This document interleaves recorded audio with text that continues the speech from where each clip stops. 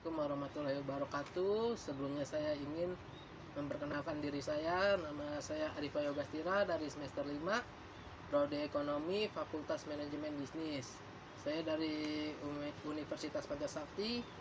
Sebelumnya yang saya hormati Pak Darmawan SMM selaku dosen pembimbing di mata kuliah Akuntansi Manajemen. Pada kesempatan kali ini saya akan mempresentasikan mata kuliah Akuntansi Manajemen yang berjudul penentuan harga jual produk untuk mempersingkat waktu. Langsung saja kita masuk ke dalam materinya.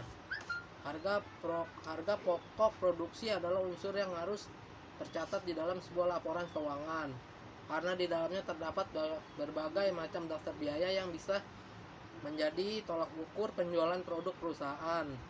Untuk lebih jelasnya, berikut ini akan diuraikan tentang pengertian harga pokok produksi secara lengkap beserta unsur dan cara perhitungannya. Berikut kita akan bahas lebih jauh. Pengertian harga pokok produksi. Harga pokok produksi adalah daftar biaya produksi yang harus dikeluarkan perusahaan pada periode tertentu. Di dalamnya terkait dengan biaya pengadaan bahan baku, alat produksi, bahan pendukung produksi, dan lain sebagainya. Jika harga pokok ini sudah ketemu, pihak perusahaan akan lebih mudah untuk memutuskan harga produk. Paling tidak, harga produk yang akan dijual sudah diperhitungkan secara cermat antara laba dan rugi yang bakal muncul dari penjualan yang dilakukan. Harga jual produksi ada dua metode yaitu variable costing. Yang pertama, metode variable costing adalah metode penentuan harga pokok produksi di mana yang hanya memasukkan biaya-biaya yang bersifat variabel ke dalam harga pokok produksi. Sedangkan untuk biaya produksi tetap dianggap sebagai period cost. Dikarenakan seluruh biaya tetap dianggap period cost, maka tidak ada biaya tetap yang belum dibeberkan pada periode tersebut.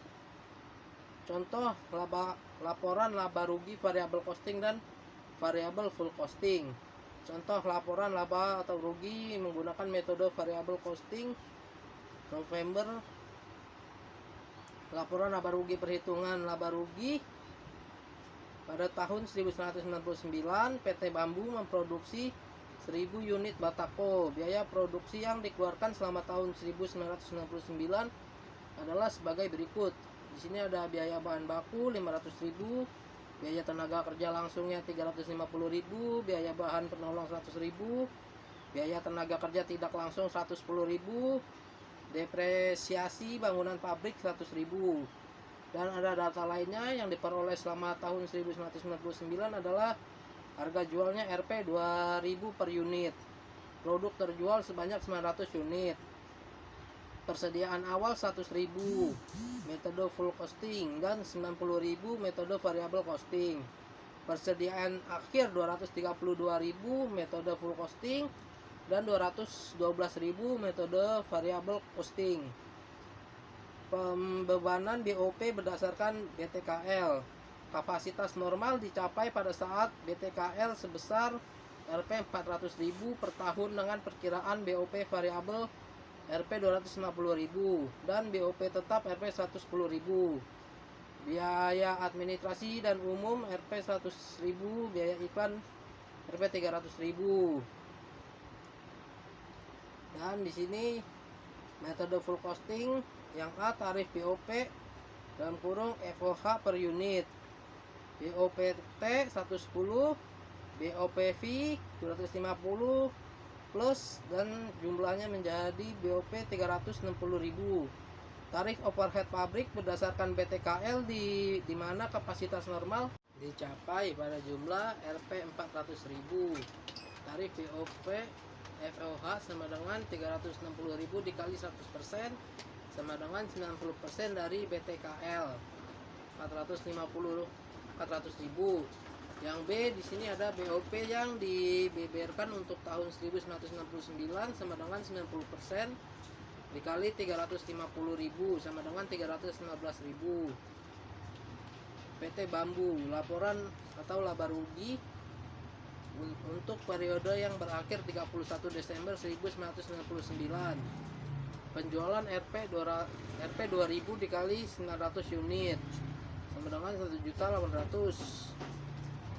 HPP sama dengan periode awal barang jadi 100.000, BBB 500.000, BTKL 360.000, BOP dalam kurung FOHT sama dengan 210, BOP FOHV 100 plus, HP produksi 1.160.000, BTUD finish goes apply for sales 1.260.000.